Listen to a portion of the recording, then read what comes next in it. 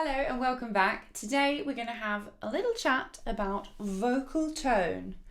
Your vocal tone is the sound of your unique individual voice. It's how your voice sounds when you're singing. You could call it the timbre of your instrument, of your voice. Everyone's vocal tone is unique to them. We can improve our vocal tone, which is really helpful if you feel like you're not entirely satisfied with the sound of your voice when you're singing.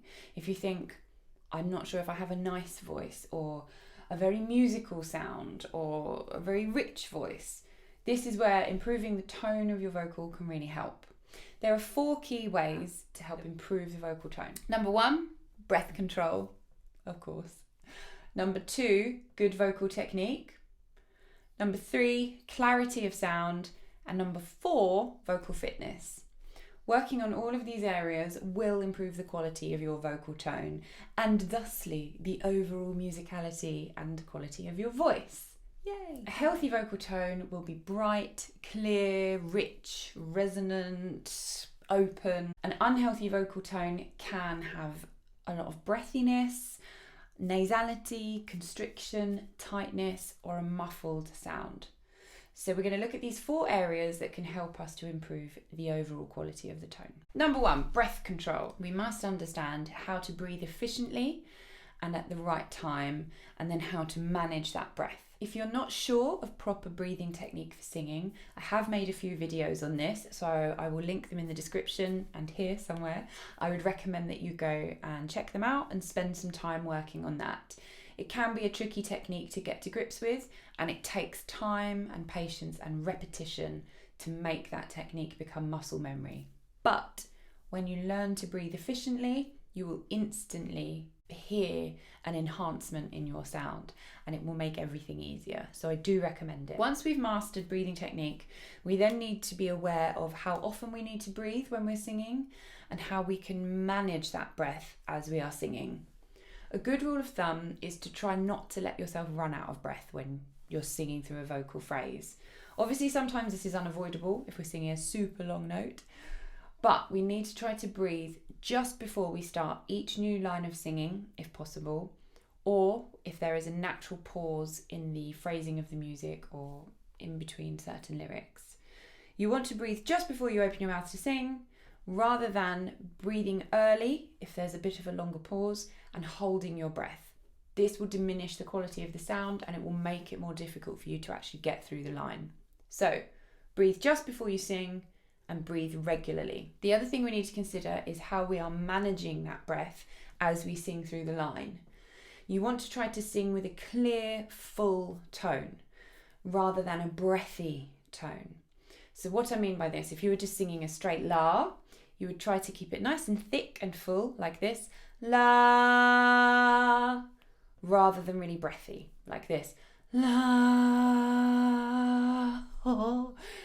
If you sing with that breathy quality of sound or tone, you're going to run out of breath so much quicker, and it's going to be much harder for you to control the sound and to create a quality sound. So we need to bear these things in mind. Breathe regularly just before you sing, and then manage what you're doing with that breath as you are singing. 2, good vocal technique. Now, there are certain techniques that we need to apply if we are trying to sing certain styles or recreate certain sounds or sing particular songs. That's another area to consider. But we can look at our overall vocal technique and identify certain things that we want to avoid in order to sing with an enhanced tone. You want to be aware of tension in the neck, in the throat, in the jaw. This can lead to a muffling or a tightening in the sound. We want to avoid too much constriction in the throat. That can lead to a very pressurized sound and quite a thin sound. Too much breathiness in the tone, as I discussed in the last part, or overt nasality in the tone. A lot of this can be avoided by making sure that we are opening our mouths as wide as possible, dropping the jaw, being aware of the position of the tongue in the mouth when we sing. We want to try and keep the tongue nice and flat with the tip resting just inside your lower teeth. Sometimes it can pull up and muffle the sound. Similarly, we want to avoid too much nasality, so we need to check if we're opening the nasal port too much. One simple way that you can test this is to sing on an NG sound like this, and then change that to a ga like this, ga, ga. So in that sound we're going from a nasal sound with the port very much open to an oral sound where the nasal port is closed. And if you find that ga quite difficult, it might mean that you are singing with a nasal tone. So that is something to be aware of. Another thing that can lead to tension or constriction in the throat is a lack of physical support. When we're singing powerful sounds or long notes or high notes, we really do need to support the voice physically. There is a technique that we can use called anchoring, which involves using different muscles in the body to support the vocal. And this will help to take away some of that tension and some of that tightness. I'm not going to go into too much detail on that now, but here is a link to a video that I made on anchoring, which you should find helpful if you're singing a lot of demanding vocals and feeling as though your voice just can't hold on to that sound. Number 3, clarity of sound. This is really important, and this is where we need to start considering how we are shaping sounds as we sing. We want to work on our enunciation and the clarity with which we are pronouncing our words. When we sing, we want to open up vowel sounds as much as we can, because that is where we're going to create a nice, big, clear, resonant sound. So one thing that we can be aware of is how much we are using our lips to shape certain sounds and how much we are opening our mouths.